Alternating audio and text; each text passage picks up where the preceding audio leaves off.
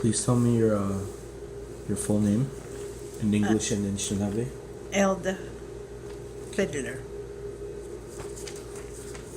Okay, so where did you go to school? First 3 or 4 years, I went to school in Monument Lake, where I was raised from, and on to Brantford, Ontario, at a residential school called Mohawk Institution. What do you remember about your parents and grandparents?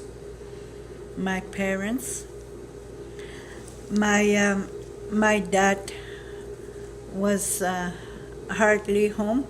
He moved around to other places to work. My mom was one of the caregivers of our house, looked after us. He did to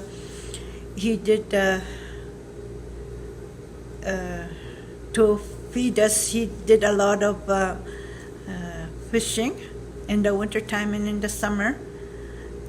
He did trap muskrats, small animals, muskrats, and for her to give us extra spending money, he used to trap squirrels, where she used to go set squirrel traps, and she used to take us for us to check those squirrel traps, and she would dry them up. And by the time we got home in the evening after school, we would take it to Hudson's Bay to go and sell it.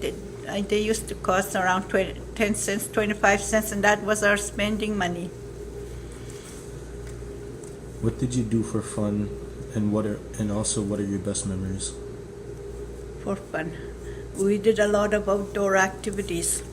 I think when we used to help with our mom to go get the fish net in the winter time, we used to have a dog, and we used to have a dog sled, and we used to fight over who's going to go with mom to go check the fish net, because we got to ride on the sled with the dog pulling us. So that was fun times, and we did help her at the same time, and that's what we used instead of a skidoo. And it was fun time to getting water, because we lived deep in the bush. We had a dog sleigh that hauled the water for us.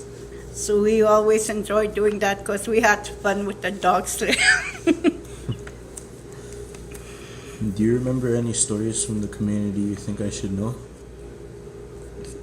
I think we're a close-knit community. We still have that. We still do a lot of traditional activities. That's what I like about this community, is that there are still people that do traditional activities, and we get the children involved. I think the school plays a major role in trying to keep the kids interested in the traditional activities.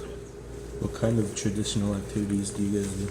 Okay, we do food harvesting, rabbit snaring, beaver trapping, and fish net setting, both in winter time and open waters in the springtime when there's open water.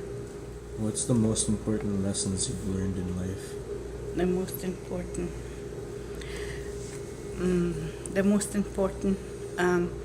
To keep going through good and bad, to keep pushing forward.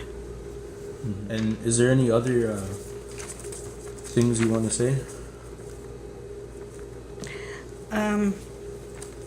As a teacher, I would like to see more of the language being taught in the school.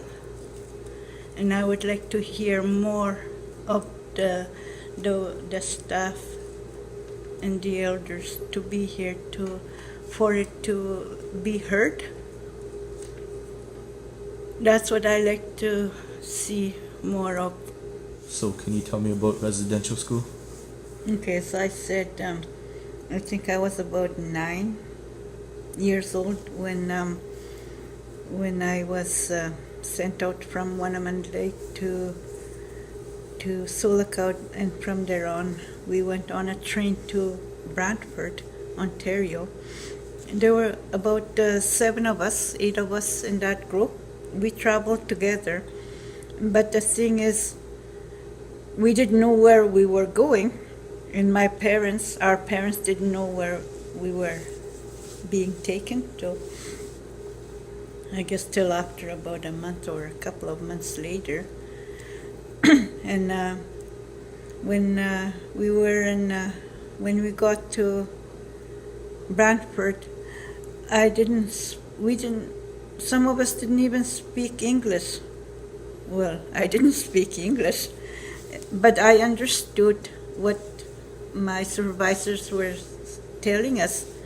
We understood, but we couldn't speak the language. And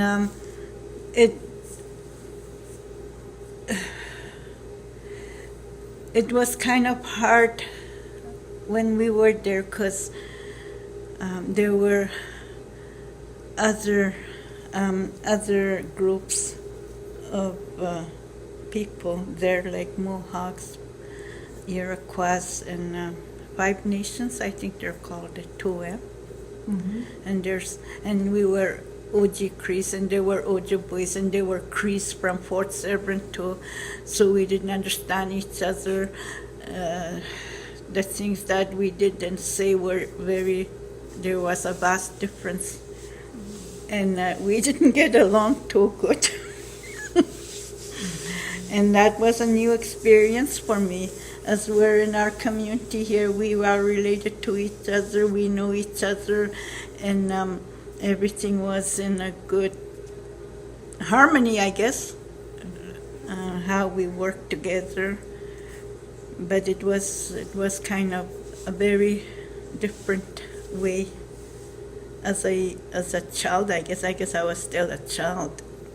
So it was very, I don't know, I didn't understand most of the times, and just lived from day to day to survive under those conditions.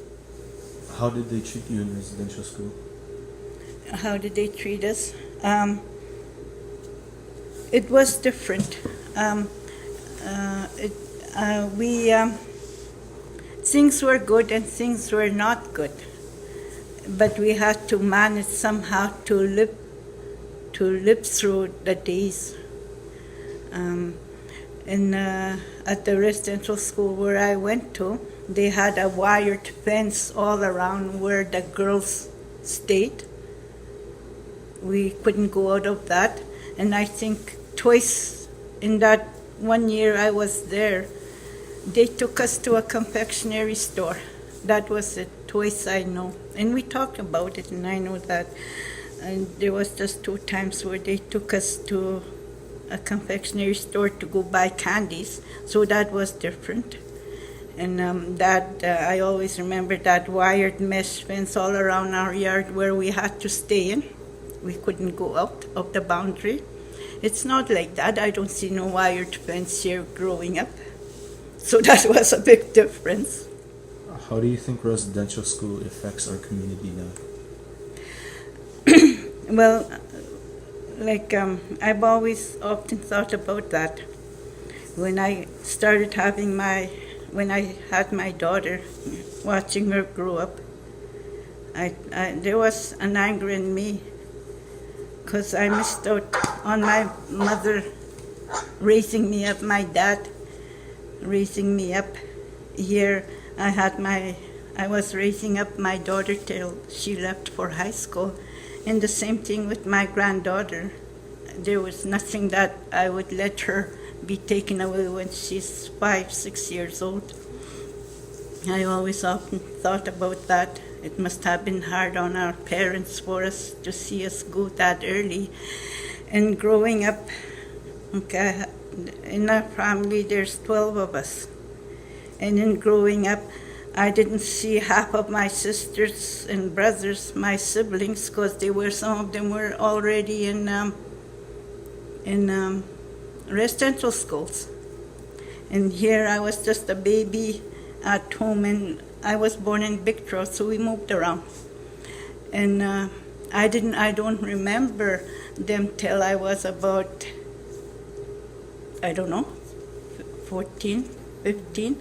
And they were strangers when they used to come and visit, because, well, I guess they used to go home, but I was away in a residential school. So that's how it affects the family. We have to, it's not till later on that I felt that the sibling relationships toward them, they were just strangers in the younger parts of my growing up years. They were strangers to me. All right, thank you. Okay, amigos.